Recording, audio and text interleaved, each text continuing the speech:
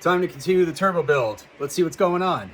So I have a bunch of parts assembled on my table here. I'm ready to roll and install, of course, my air filter upgrade. I was kidding around about my turbo upgrade. This is a GT45 eBay special turbo, thanks to Richard Holdner and all his recommendations. And I saw a bunch of videos. The best setup to go with for the Ford V8 motor that I have, which is a 360 cubic inch, but the FE big block is specifically what I have. So we're gonna put that on. I need to make more room, and I also wanted to do some upgrades. So out with the old starter and in with some Powermaster fun stuff. We got a Powermaster Ultra Torque starter. Can't even talk here, sorry.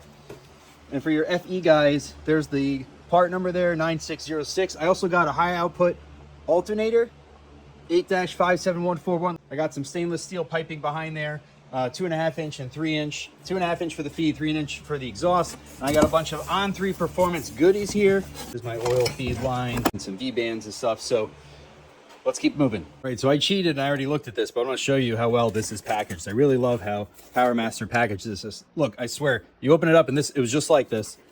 There's a spacer, all the installation instructions that you need, foam wrapped perfectly. Oh man, look at that starter. Beautiful. Side-by-side comparison here. Look at this Powermaster mini starter. It's Master Torque starter here for the Ford FE, and the stock. This thing is gigantic. Yeah, I could barely pick that up with one hand, and this is so much lighter and easier, and it's clockable 360 degrees. I got to make a jumper wire for there and get this thing going, so let me show you that. The instructions tell me everything right here. Got to read through them for a bit, and then we can get this buddy installed. All right, so I got my little jumper cable here. This is 8-gauge wire. I crimped one end here, and then I also coated it with heat wrap just to be safe. And then this is a little bit more stout piece I used, and then added the heat shrink on this as well. Let's go ahead and bolt this on.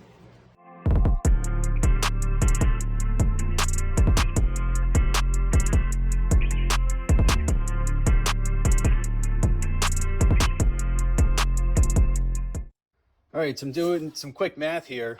When I look at this, it tells me I have to have a gap, as you see there, 0.1 to 0.25 of an inch from where the starter pinion is located to touching the ring gear to start the truck. Now, I measured the mounting flange and the distance from that to my ring gear on my truck, and that's 3/4 of an inch. And right now, the spacing from the flat part here that touches the mounting surface to the ring gear here is 1/2 inch.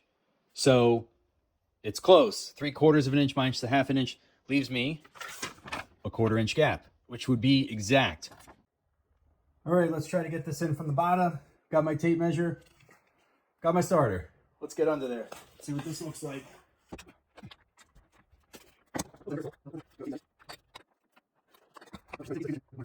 All right, it's getting late. We're playing around with this thing for over an hour off camera, but I finally got it clocked. I'm gonna lock it down. I actually have to shave a little bit of the engine block in order to fit the starter in the right way that I need it with my headers for my turbo setup. So underneath the car, what I did was these were just slightly loose where I could twist this around. It's now in the right position I need it. I'm gonna back these out, throw on the Loctite, and then tighten them in so that this is flush. You see it's like up a little bit, so I have to evenly clamp that down, tighten that down, that is. And then once I clearance the block in the morning, this should go right in without problems, giving myself plenty of clearance for the cables and everything else, plus the headers. So get some more video for you later. Okay, so I'm about ready to get the starter in. I figured out where it needs to go. It's rubbing a little bit. You see right there, that white mark. So I'm going to file down the engine block just ever so slightly. Let me show you. Okay, so right where the starter mounts, you can see I made 2 little lines there. You see where it's already rubbing away.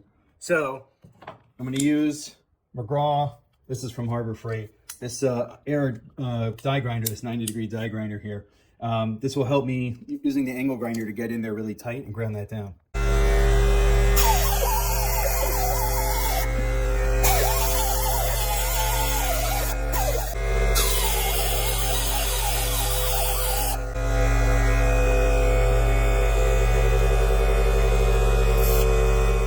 So clean that up. I hit it with some brake cleaner. I got some high heat paint. Okay.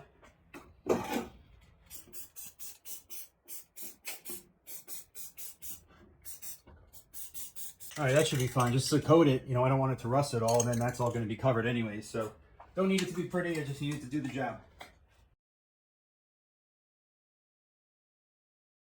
All right, guys, unfortunately, I didn't record the part test firing it, but it did test fire, no issues. I have an inspection pan underneath my transmission. I removed that, and I ensured that the sprocket from the starter is making contact with the flywheel appropriately and engaging it and then going back to its normal position. So we're good to go on that front.